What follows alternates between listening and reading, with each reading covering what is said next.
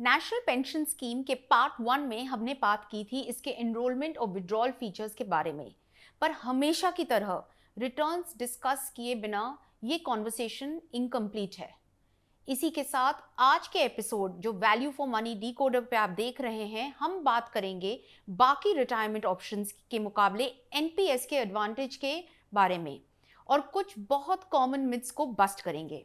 इन्हीं सब टॉपिक्स को डिस्कस करने के लिए हमारे साथ फिर से जुड़े हैं Neil Borate, editor in chief of the fine print and former finance editor at the Mint. तो शुरू करते हैं रिटर्न से। टियर 1 कैटेगरी में पेंशन फंड मैनेजर्स के पिछले 3 साल का एवरेज सीएजीआर रिटर्न्स पे एक नजर डालते हैं। इक्विटी फंड्स जिसमें मैक्सिमम अलाउड लिमिट 75% ही है, उसमें 15.8 से 19% का रिटर्न्स देखने को मिला। कॉर्पोरेट बॉन्ड्स में अराउंड 5.9% का रिटर्न्स एंड गवर्नमेंट बॉन्ड्स में भी अराउंड द सेम 5.9% रिटर्न्स। लेकिन ऑल्टरनेट एसेट्स जिसमें मैक्सिमम अलाउड लिमिट खाली 5% है, उसमें 6.8 का एवरेज रिटर्न्स हम देख पा रहे हैं। नील, रिटायरमेंट के लिए लोग अभी भी म्यूचुअल फंड्स की तरफ ज़्यादा फोकस रहते हैं। एक एसआईपी है, फेमिलियर हो गए लोग, रिटर्न्स बेटर आती है। NPS is not the popular option, लेकिन क्या एनपीएस के पास ऐसा कोई ट्रम्प कार्ड है जो म्यूचुअल फंड के पास नहीं है? बिल्कुल है। और ये रिटर्न्स का भी कहना बिल्कुल गलत है, क्योंकि एनपीएस को अगर हम कुछ म्यूचुअल फंड कैटेगरी से कंपेयर करें, जैसे कि लार्ज कैप म्यूचुअल फंड्स या large and mid cap mutual funds, तो रिटर्न्स बिल्कुल ही सिमिलर है। बस कुछ कुछ म्यूचुअल फंड कैटेगरीज हैं जैसे कि स्मॉल कैप जिन्होंने ज़्यादा रिटर्न दिया है, और उसका रीज़न ये है कि उसमें रिस्क भी ज़्यादा होता है। और वही पिछले 5 साल में जब एक बहुत ही बड़ा बुल मार्केट था, अगर हम 15 या 20 साल की बात करें आगे जाके, तो पता नहीं स्मॉल कैप फंड्स इतना रिटर्न देंगे या नहीं। फिर भी जो एनपीएस का पहले लिमिटेशन था कि बस टॉप 200 स्टॉक में ही इन्वेस्ट कर सकते हैं पेंशन फंड्स, वो अभी सजेशंस लिए जा रहे हैं पेंशन फंड मैनेजर से कि वो अभी बढ़ाएंगे शायद। तो वो बढ़ाने के बाद जो एक डिफरेंस था म्यूचुअल फंड के कुछ कैटेगरीज में और एनपीएस में, वो भी हट सकता है। और दूसरी एक बहुत बड़ी स्ट्रेंथ एनपीएस में ये है कि जब आप स्विच करते हो, एसेट क्लास स्विच करते हो कि मुझे इक्विटी से डेट में डालना है क्योंकि मार्केट बढ़ गया है, या फिर किसी एक पेंशन फंड मैनेजर से दूसरे में जाना है क्योंकि पहला वाला खराब है दूसरा वाला अच्छा है, ये दोनों स्विच जब आप करते हो तब आपके ऊपर कोई टैक्स नहीं लगता, जो कि म्यूचुअल फंड में लगता है। लेकिन अगर हम बात करें विड्रॉल्स की, तो are all withdrawals tax free? हाँ, एनपीएस में सारे जो पार्शियल विड्रॉल्स होते हैं वो 25% तक ही अलाउड है और वो पूरा टैक्स फ्री है। और मैच्योरिटी के बाद जैसे हमने पहले डिस्कस किया कि 60% टैक्स फ्री होता है, 40% आपको यूज़ करना है एन्यूटी खरीदने में, और वो एन्यूटी टैक्सेबल होती है, ना कि वो जो लमसम है, ना कि वो जो 40% है। तो जो हमें एन्युटी मिलती है वो वाला टैक्स फ्री हो जाता है, हाँ, एक तरह से आप समझ या टैक्सेबल होता है वो? जी, एक तरह से आप समझ लीजिए कि रिटर्न टैक्सेबल है लेकिन प्रिंसिपल टैक्सेबल नहीं है। Okay, okay. एंड जो 60% मेरे को जो मिला था as a lump sum, that in any case is tax free? Completely tax free. But a lot of people are still debating between PPF and NPS. If you were to give a मतलब objective opinion, दोनों में से बेहतर कौन सा है और क्यों? ऑनेस्टली बिल्कुल दोनों ही करने चाहिए, क्योंकि पीपीएफ में एक तो गवर्नमेंट गारंटी है, इंटरेस्ट रेट टैक्स फ्री है। उसमें एक ही नेगेटिव कह सकते हैं कि 1.5 लाख तक ही आप निवेश कर सकते हो हर साल। एनपीएस में कोई ऊपर का लिमिट नहीं है, आप चाहो तो 5 लाख डाल सकते हो, चाहो तो 5 करोड़ डाल सकते हो। इसलिए जिसके पास ज़्यादा पैसे हैं उसने दोनों करने चाहिए। जिसके पास कम पैसे हैं और रिस्क लेने की क्षमता भी कम है, उसने बस पब्लिक प्रोविडेंट फंड या पीपीएफ करना चाहिए। नील, ग्रांट थॉर्नटन का एक सर्वे के हिसाब से 32% सब्सक्राइबर्स एनपीएस से सेटिस्फाइड थे, जबकि 39% ने अपने आप को न्यूट्रल बताया है। One of the main reasons for this is the low returns. ऐसे स्टैट्स को ध्यान में रखते हुए एनपीएस को इम्प्रूव करने के लिए सरकार के पास क्या प्रपोजल्स हैं, एंड ऑनेस्टली इसके क्या चांसेस हैं कि ये प्रपोजल एक्सेप्ट होके इम्प्लीमेंट भी होंगे? जी, ये एक्चुअली काफ़ी एडवांस स्टेजेस में कंसल्टेशंस हो रहे हैं, और एक कमेटी भी है पीएफआरडी ने जो बिठाई हुई है, हर्ष टूंटा कमेटी। तो इन रिफॉर्म्स का एक्चुअल में पॉलिसी होना इसका चांस बहुत ज़्यादा है। अब मैं बात करता हूँ क्या रिफॉर्म्स हैं। तो एक रिफॉर्म ये है कि अब जो लिमिटेशंस है कि पेंशन फंड बस सबसे 200 जो लार्ज कंपनीज है उसमें ही निवेश कर सकते हैं, वो बढ़ा के शायद 500 करेंगे। इसलिए स्मॉल कैप्स भी उसमें कुछ हद तक आ जाएंगे। दूसरी चीज़ है कि सोना और सोने का जो प्राइस जो बढ़ी है, अभी तक वो अलाउड नहीं था एनपीएस में, तो वो भी अलाउ करेंगे। ये बात चल रही है। उसके अलावा एक कॉन्सेप्ट होता है टारगेट मैच्योरिटी फंड। जैसे अच्छा। कि अगर आप ने डिसाइड कर लिया है कि मुझे 60 साल में ही रिटायर करना है, तो टारगेट मैच्योरिटी फंड में इन्वेस्ट किया, तो उसका जो इक्विटी और डेट है वो इस तरह से इन्वेस्ट करती है कि वो 60 के उम्र में वो मैच्योर होता है पूरी तरह से। अब आप कहेंगे कि एनपीएस में 60 तो एनीवे एज है, तो सबका वही रहेगा। तो आंसर थोड़ा ज़्यादा कॉम्प्लिकेटेड है कि आप चाहो तो 60 में ले सकते हो, चाहो तो 65 में ले सकते हो, चाहो तो 75 तक आप एनपीएस में रख सकते हो आपके पैसे। तो टारगेट मैच्योरिटी फंड भी एक अच्छा इनोवेशन है। तो काफ़ी सारी नई चीज़ें उसमें आ रही है। अब बात करते हैं हर्ष रुंगटा कमेटी और उनके जो प्रपोजल्स हैं। तो अब तक एनपीएस क्यों नहीं पॉपुलर हुआ? सबसे बड़ा ये रीज़न है कि जो लोग म्यूचुअल फंड बेचते हैं उनको काफ़ी हद तक कमीशन मिलता है। जो लोग इंश्योरेंस बेचते हैं उनको तो उससे भी काफ़ी ज़्यादा कमीशन मिलता है। जो लोग एनपीएस बेच रहे थे अभी तक उनको ना के बराबर कमीशन मिल रहा था। इसलिए सब एनपीएस की बुराई करने में लग रहे थे। बैंकों में अगर आप गए तो पहली चीज़ आपको इंश्योरेंस पॉलिसी बेची जाती है, ना कि कोई एनपीएस बोलता है। अब थोड़ा सिस्टम में एक मैच्योरिटी आ रही है कि इस चीज़ को करेक्ट करना ज़रूरी है, नहीं तो कोई नहीं बेचेगा। तो कुछ हद तक कमीशंस बढ़ेंगे। फिर भी एनपीएस बहुत ही लो कमीशन वाला प्रोडक्ट ही होगा कंपेयर टू म्यूचुअल फंड्स और इंश्योरेंस, लेकिन एटलीस्ट वो जो गैप है वो कुछ हद तक कम हो जाएगी। तो आपने एक लेवल प्लेइंग फील्ड बताया टू सम एक्सटेंट। जो ब्रोकर होगा या जो एजेंट होगा, from a commission stand point जो उसको कमाई होगी, हाँ, from an expense ratio stand point कितना एक्सपेंस रेशियो है जो एनपीएस के ऊपर हमें कितना पैसे एज एन एक्सपेंस लगता है versus a mutual fund? Can you reflect on that also, Neil? जी। आज के ज़माने में कहना थोड़ा मुश्किल है क्योंकि एनपीएस पे जो चार्जेस लगते हैं वो कॉन्ट्रीब्यूशंस के ऊपर लगते हैं। अच्छा। जैसे कि 0.5% जो कैप है, जो अगर आप किसी बैंक के थ्रू आपने इन्वेस्ट किया, लेकिन वो कंट्रीब्यूशन के ऊपर लगता है, ना कि आपके कॉर्पस के ऊपर लगता है। और जो पेंशन फंड मैनेजर चार्ज करते हैं जो कॉर्पस के ऊपर ही लगता है वो बहुत ही कम है, वो 0.09% है, इतना कम है।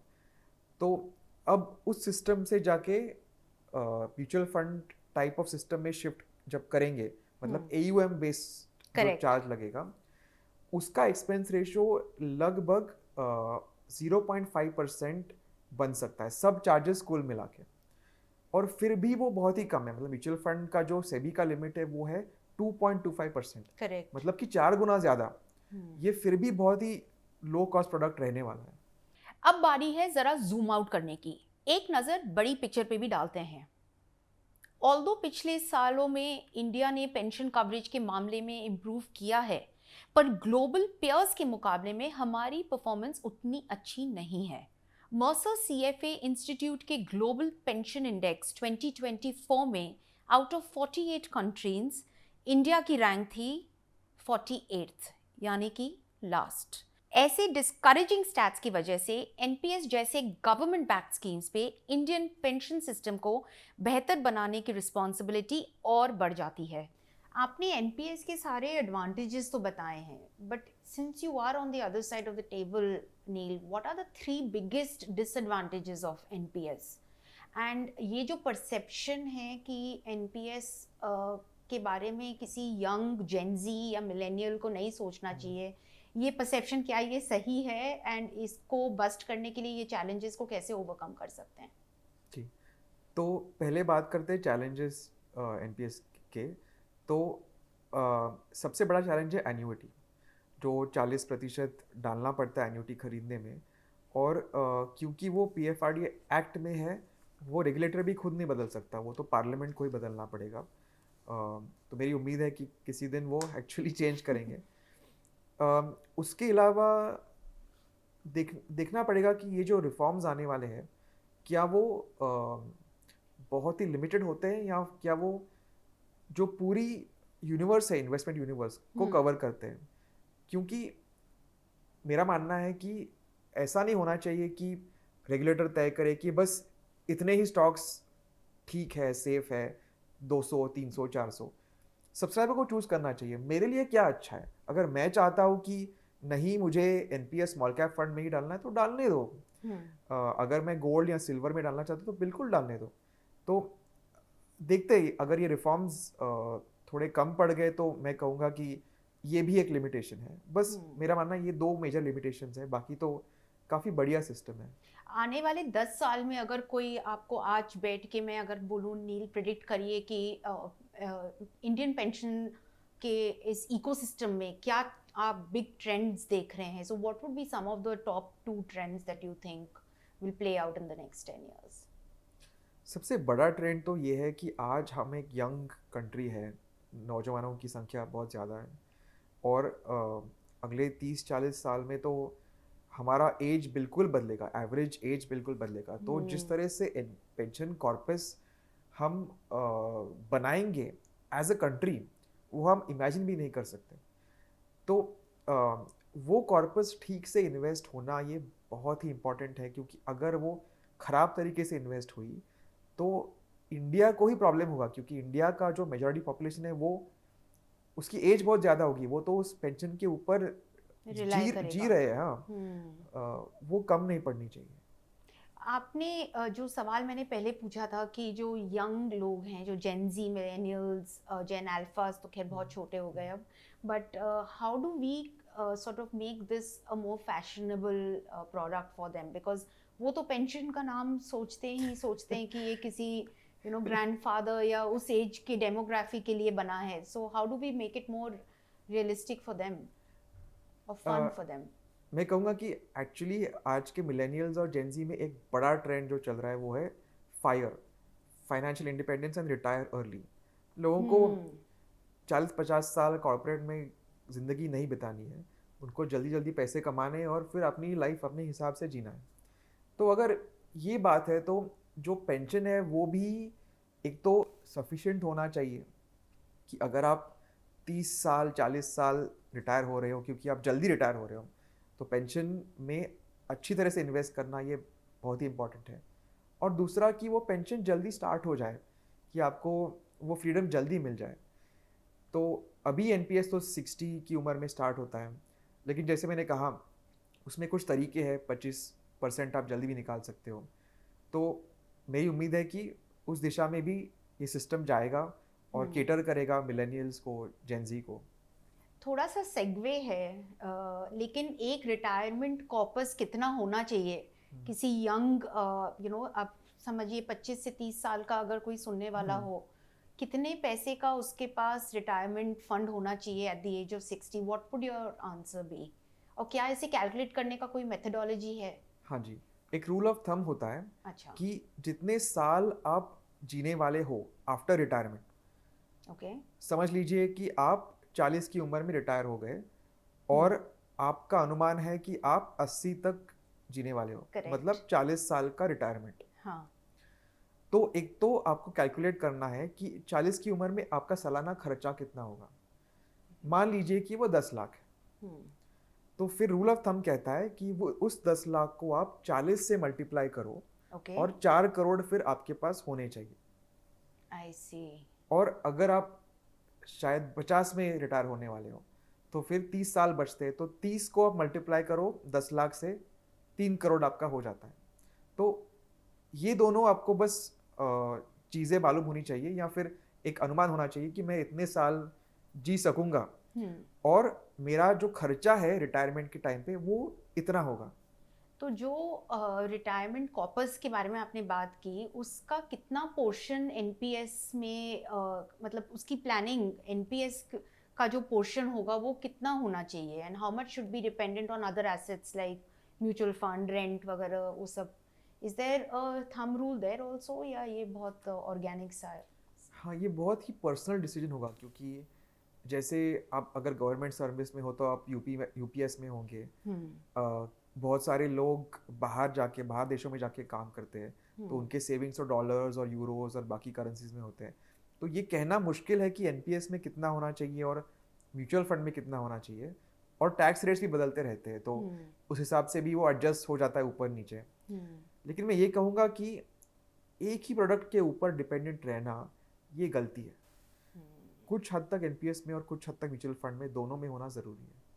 और जहाँ तक आपने टैक्स रेट्स का चेंज बताया, लेकिन एनपीएस में इन्वेस्ट होने के बाद मुझे टैक्स बेनिफिट भी मिलता है। What are some of those benefits? बिल्कुल। तो अगर आप ओल्ड रेजिम में हो तो हाँ। एक तो आपका जो एम्प्लॉयर कंट्रीब्यूशन होता है एनपीएस को, वो टैक्स एग्जेम्प्ट होता है। अच्छा। ठीक है। फिर आपका जो एम्प्लॉई कंट्रीब्यूशन होता है वो सेक्शन 80C के अंडर आप उसका डिडक्शन ले सकते हो 1.5 लाख तक। उसके अलावा एक 50,000 का डिडक्शन आप ले सकते हो सेक्शन 80 CCD 1B के अंडर। अच्छा। और अगर आप न्यू रेजिम में हो तो सेक्शन 80 CCD 1B वो हट जाता है। अच्छा। एम्प्लॉई कंट्रीब्यूशन वो भी हट जाता है, बस बचता है एम्प्लॉयर कंट्रीब्यूशन। वो न्यू रेजिम में भी टैक्स फ्री है और आपको इसलिए करना चाहिए। तो एनपीएस में भी एम्प्लॉय और एम्प्लॉयर कंट्रीब्यूशन दोनों है? जी। अच्छा, आई सी। तो अगर मैं 100 रुपीज़ लगा रही हूँ तो and I am an employee, तो एम्प्लॉयर को कितना लगाना पड़ता है फिर? वो हर एक एम्प्लॉयर के ऊपर डिपेंडेंट है। अगर वो चाहे तो 0 लगा सकते हैं, चाहे तो 14% तक लगा सकते हैं। उतने तक का टैक्स एग्जेम्पशन मिलेगा।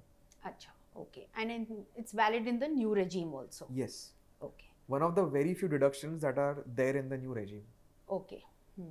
आते हैं हमारे लास्ट सेगमेंट मिथ बस्टर्स के ऊपर। You know the drill. हम कुछ कॉमन पॉपुलर नोशंस आपको बताएंगे, आपको हमें बताना है कि ये ट्रूथ है या उसको क्लैरिफाई करें। Okay. So I will start with the first one. NPS provident fund का एक सब्स्टिट्यूट है और दोनों में किसी भी एक को कंटिन्यू किया जा सकता है, दोनों को नहीं।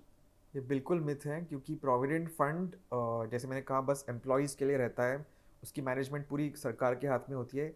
एनपीएस आप कुछ भी हो, सेल्फ एम्प्लॉयड हो, अनएम्प्लॉयड हो, आप कर सकते हो, और आपके पास डिसीजंस है कि कहाँ पे इन्वेस्ट करना है। तो सेकंड मिथ है अनिल, वो ये है कि म्यूचुअल फंड्स रिटायरमेंट प्लानिंग के लिए काफ़ी है। बिल्कुल गलत है, क्योंकि म्यूचुअल फंड्स आपके बिहेवियर को कभी कभी सपोर्ट नहीं करते। लोग डर के मारे निकालते हैं पैसा, या फिर लालच के मारे कहीं और स्विच करते हैं। एनपीएस में आप निकाल नहीं सकते हो, इसलिए इसकी बड़ी एक एडवांटेज है, इसलिए एनपीएस भी करना चाहिए। तो जो कंपाउंडिंग का बेनिफिट हम बात करते हैं, if compounding is so beneficial, तो इसका मतलब एनपीएस में तो उसका रियल ताकत हमें वैसे ही दिखने को मिलेगा। बिल्कुल बिल्कुल। जो मिथ 3 है नील, वो ये है कि एनपीएस के रिटर्न्स म्यूचुअल फंड से हमेशा कम होंगे। बिल्कुल झूठ है ये बात। एनपीएस के रिटर्न्स जो कंपेरेबल म्यूचुअल फंड कैटेगरीज है उससे सिमिलर ही है, कई एरियाज में तो ज़्यादा है। बस कुछ कैटेगरीज म्यूचुअल फंड के हैं जो ज़्यादा रिटर्न्स जिन्होंने दिया है, क्योंकि वो एनपीएस के यूनिवर्स में था ही नहीं कभी। मिथ 4, एनपीएस में टैक्स बेनिफिट्स आपके टैक्स ब्रैकेट के हिसाब से आपको मिलता है। Is that correct? कुछ हद तक आप कह सकते हो, क्योंकि एनपीएस में जो टैक्स डिडक्शन है वो आपकी सैलरी का एक परसेंटेज होता है। 14% तक की जो छूट है एम्प्लॉयर कंट्रीब्यूशन की। तो अगर आप 30% की ब्रैकेट में हो तो आपको ज़्यादा बेनिफिट मिलेगा, आप 10% में हो तो कम मिलेगा। अच्छा। मिथ 5 कि एनपीएस बहुत ही रिस्की है क्योंकि गारंटीड रिटर्न्स ही नहीं है। ये भी मैं कहूँगा कि गलत है। ये किसी को घबराने वाली चीज़ है, क्योंकि जो एनपीएस का पैसा है वो आप निवेश करते हो इंडिया के स्टॉक मार्केट में, इंडिया के बॉन्ड्स में, और अगर आपको रिस्क नहीं लेना है तो आप बिल्कुल गवर्नमेंट बॉन्ड में डालो, वो भी आप कर सकते हो एनपीएस में। तो ऐसा नहीं है कि वो रिस्की ही रिस्की है। हमारा लास्ट मिथ जो है नील की अर्ली विड्रॉल्स एनपीएस के वो सब टैक्सेबल होते हैं। Is that correct? ये बिल्कुल मिथ है, ये गलत है, क्योंकि जो 25% आप विड्रॉ कर सकते हो वो टैक्स फ्री होता है। Thank you so much Neel, it was a real pleasure talking to you. NPS से जुड़े फ्रीक्वेंटली आस्क्ड क्वेश्चंस के बारे में जानने के लिए drop NPS in the comment section and our team will reach out to you to share a PDF document for the same. So that's all for today. I hope आज के episode के बाद आप नेशनल पेंशन स्कीम को एक भरोसेमंद investment option की तरह ज़रूर कंसिडर करेंगे. मिलते हैं आपसे अगले वीक एक नए टॉपिक पे, एक नए गेस्ट के साथ एंड कुछ नए इंसाइट्स लेके. तब तक के लिए stay aware and keep watching decoder.